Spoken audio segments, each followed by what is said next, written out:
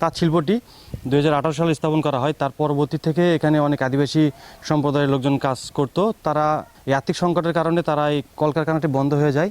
পরবর্তীতে তারা বিভিন্ন জায়গায় কর্মসংস্থানের জন্য চলে যায়। ঘোড়াঘাটে ক্ষুদ্র নৃগোষ্ঠীদের কর্মসংস্থানের আশা এখন ধ্বংসস্তূপে চাপা। কোটি টাকার তাঁত শিল্প প্রশিক্ষণ কেন্দ্র এখন পরিত্যক্ত অবস্থায় পড়ে রয়েছে। বিস্তারিত থাকছে দিনাজপুর থেকে মোহাম্মদ ফয়জার রহমানের প্রতিবেদনে। দিনাজপুরের ঘোড়াঘাট উপজেলায় ক্ষুদ্র নৃগোষ্ঠীদের জীবনমান উন্নয়ন ও কর্মসংস্থানের লক্ষ্যে সরকারি উদ্যোগে 2017 সালে প্রতিষ্ঠিত বঙ্গবন্ধু তাঁত শিল্প প্রশিক্ষণ কেন্দ্র ও কারখানা এখন পরিণত হয়েছে এক পরিত্যক্ত ধ্বংসস্তূপে। কোটি টাকা ব্যয়ে নির্মিত সম্ভাবনাময় এই প্রকল্পটি বন্ধ হওয়ার মাত্র 2 বছরের মধ্যেই হারাতে বসেছে তার অস্তিত্ব। ঘোড়াঘাট উপজেলার ওসমানপুর এলাকায় স্থাপিত এই প্রশিক্ষণ কেন্দ্রটি একসময় স্থানীয় ক্ষুদ্র নৃগোষ্ঠীর মানুষের জন্য আশার আলো হিসেবে দেখা হয়েছিল। তাঁত শিল্পে প্রশিক্ষণ দিয়ে স্বাবলম্বী করার পরিকল্পনা থাকলেও বর্তমানে কেন্দ্রটির কার্যক্রম পুরোপুরি বন্ধ।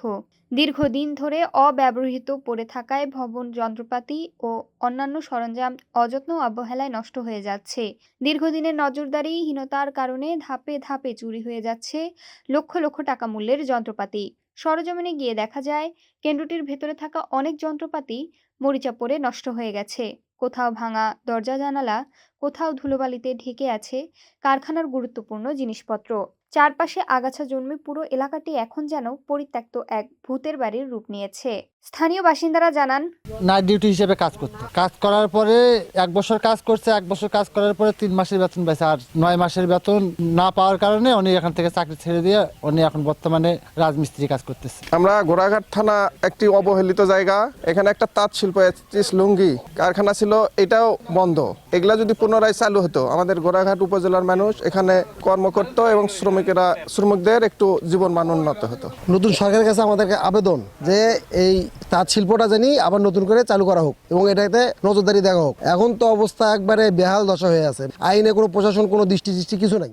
দ্রুত কেন্দ্রটির সংস্কার, চুরি হওয়া সরঞ্জামের তদন্ত এবং পুনরায় কার্যক্রম চালুর উদ্যোগ নেওয়া হোক, অন্যথায় কোটি টাকার এই সরকারি প্রকল্প পুরোপুরি ধ্বংস হয়ে যাবে। এই বিষয়ে উপজেলা নির্বাহী কর্মকর্তা রুবানা তানজিন জানায়, উপর মহলে জানিয়ে বিষয়টি দ্রুত ব্যবস্থা নেওয়া হবে।